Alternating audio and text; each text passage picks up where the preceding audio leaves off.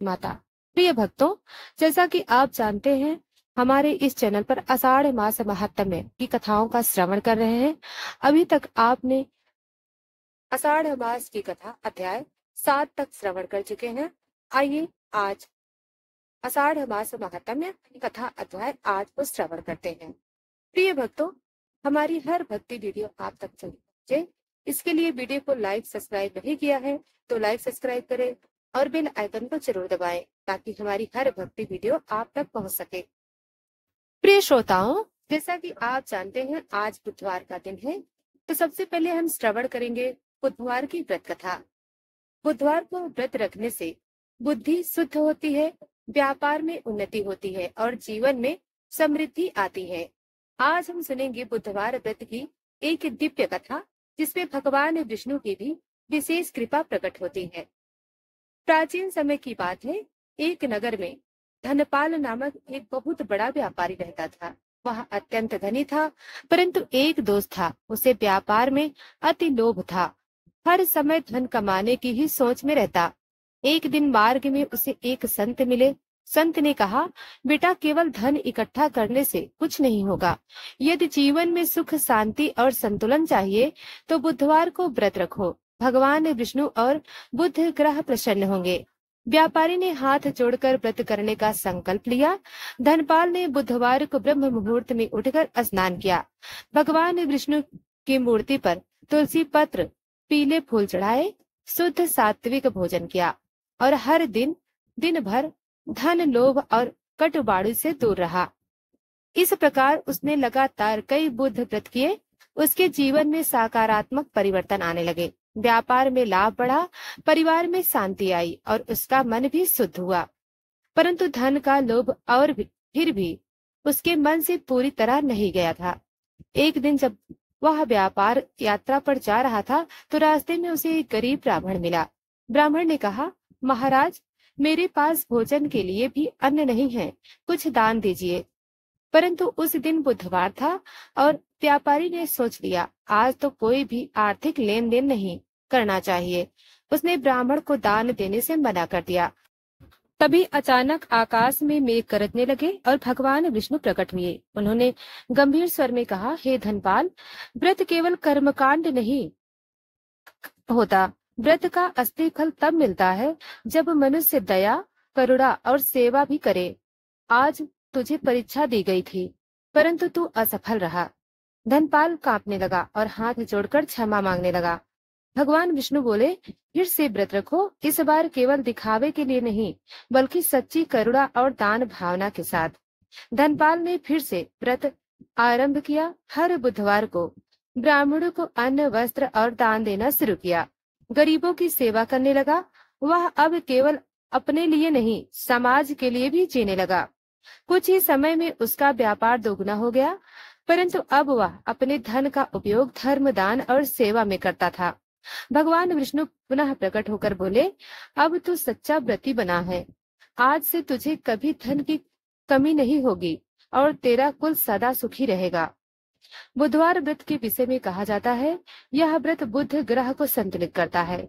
वाणी में मधुरता आती है, व्यापार में वृद्धि होती है और परिवार में प्रेम बना रहता है।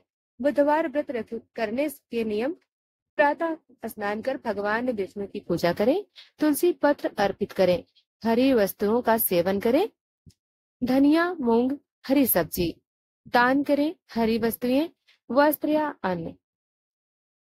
दिन भर क्रोध, झूठ और कटुवाणी से दूर रहें। यदि आप भी जीवन में शांति, धन और समृद्धि चाहते हैं तो बुधवार के दिन भगवान विष्णु का व्रत करें, सच्चे मन से सेवा करें, फल निश्चित है। प्रिय श्रोताओं, अब आइए श्रवण करते हैं आषाढ़ मास महात्म्य की कथा। सभी भक्तों को प्रणाम।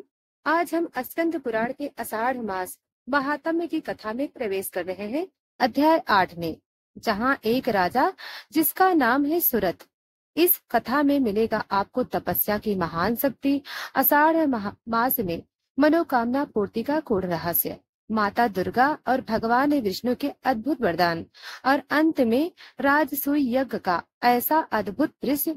जो चलिए आरंभ करते हैं। राजा सूरत की विलक्षण कथा। पुरातन काल में वंशवर्धन नामक महान चक्रवर्ती साम्राज्य था।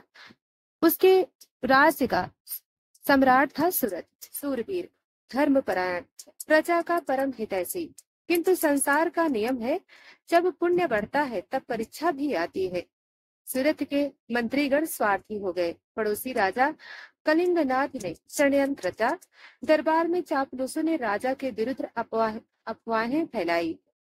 अंततः सूरत को गद्दी त्यागनी पड़ी। अपमानित होकर राज्य से निर्वासित होकर सूरत वन में चला गया। हे विधाता, मेरा अपराध क्या है?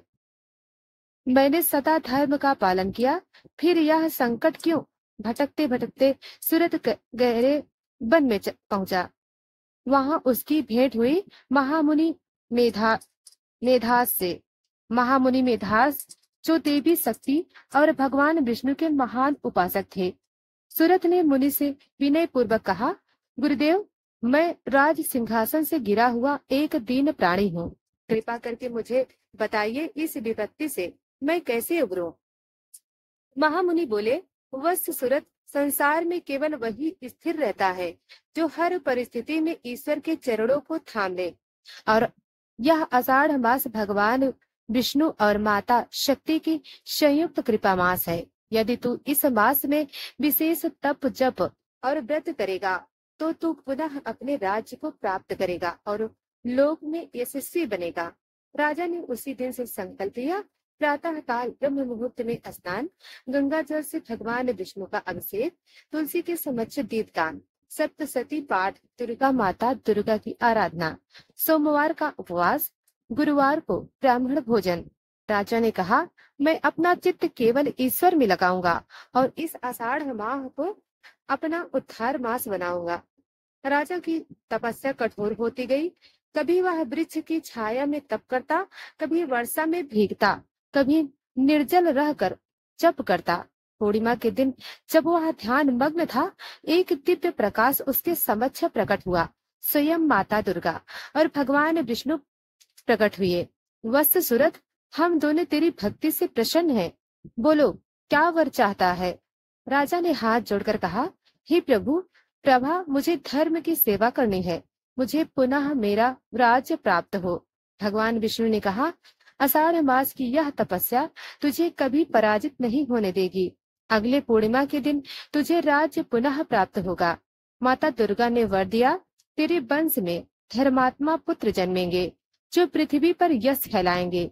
तेरे वंश का यश त्रिकाल तक रहेगा। भक्तों, यही है आषाढ़ मास का रहस्य। जब एक राजा सब कुछ खोकर इस मास की भक्ति करता है तो स्वयं भगवान विष्णु उसकी रक्षा करते हैं। भगवान विष्णु और माता दुर्गा के वरदान के बाद राजा सूरत के हृदय में अद्भुत आत्मबल जागा। उसने महामुनि मेधास से कहा, गुरुदेव, अब मुझे धर्म के लिए संग्राम करना होगा। महामुनि ने उसे मंत्र दीक्षा दी। राजा ने अपने पुराने विश्वस्त सैनिकों को एकत्र करना शुरू किया। जो सैनिक सत्य के लिए समर्पित थे वे लौट आए। तपस्या से प्राप्त तेज के कारण सूरत का नाम सुनकर लोग स्वतः उसकी सेना में सम्मिलित होने लगे। जब कलिंगनाथ को यह समाचार मिला तो वह भयभीत हो गया। उसने कहा, यह कैसे संभव है? जिसे हमने राज्यच्युत कर दिया था वह अब इतने समर्थ से कैसे लौट रहा है? कलिंगनाथ ने भी विशाल सेना, 50,000 सवार, 10,000 रथ, 500 हाथी और असंख्य पैदल सैनिक थे। दोनों सेनाओं का सामना आषाढ़ शुक्ल पक्ष की 10वीं को हुआ। प्राचीन काल का वह युद्ध अत्यंत भयानक था। उधर कलिंगनाथ की सेना अहंकार से भरी, इधर राजा सूरत की सेना धर्म और भक्ति से प्रेरित।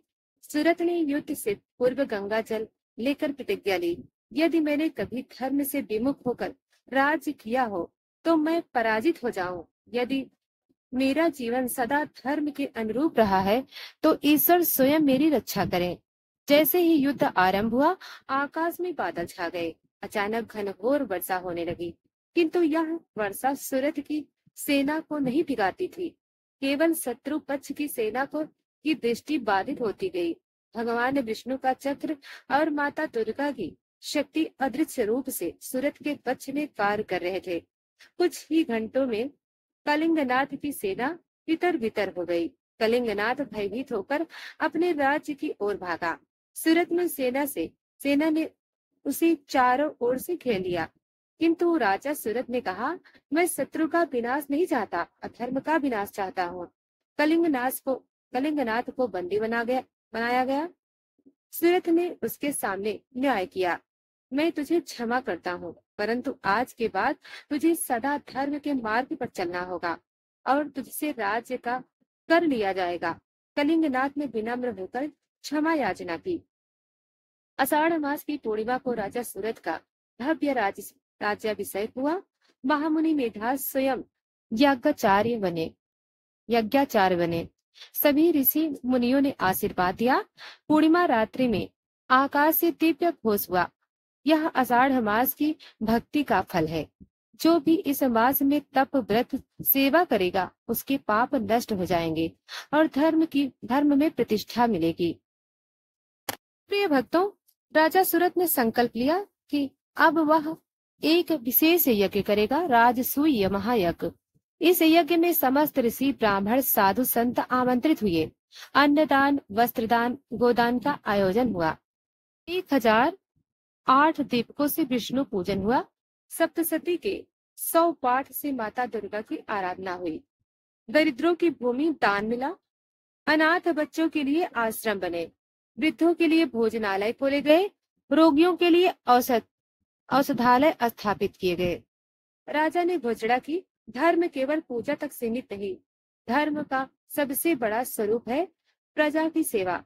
राजा सूरत के राज्य में कोई भूखा नहीं रहा। उसका राज्य स्वर्ग के समान सुखमय बन गया। राजसूय यज्ञ के अंतिम दिन माता दुर्गा और भगवान विष्णु पुनः प्रकट हुए। भगवान विष्णु बोले, वत्स सूरत, तूने धर्म की जो स्थापना की है वह युगों युगों तक चलेगी। आषाढ़ मास की यह महिमा हर युग में गाई जाएगी। माता दुर्गा ने आशीर्वाद दिया, तेरा वंश अयोध्या, मिथिला और काशी तक फैलेगा। जो भी इस कथा को श्रवण करेगा या पढ़ेगा उसके जीवन के संकट शांत हो जाएंगे। प्रिय भक्तों, यह थी स्कंद पुराण के आषाढ़ मास महात्म्य की अध्याय 8 की संपूर्ण कथा। हम सबके जीवन में भी कभी राजा सूरत जैसी परिस्थितियां आ सकती हैं, पर यदि हम आषाढ़ मास में ईश्वर का स्मरण, व्रत, दान और सेवा करें तो हमारे जीवन का भी नया सवेरा निश्चित है। इस अद्भुत कथा को जरूर अपने परिवार, मित्रों और सनातन भक्तों तक पहुंचाइए। अगले अध्याय में हम प्रवेश करेंगे अध्याय 9 में, जहां और भी चमत्कारिक प्रसंग और विशेष व्रतों की महिमा प्राप्त होगी। तब तक के लिए जय श्री हरि, जय माँ दुर्गा, जय आषाढ़ महात्म्य।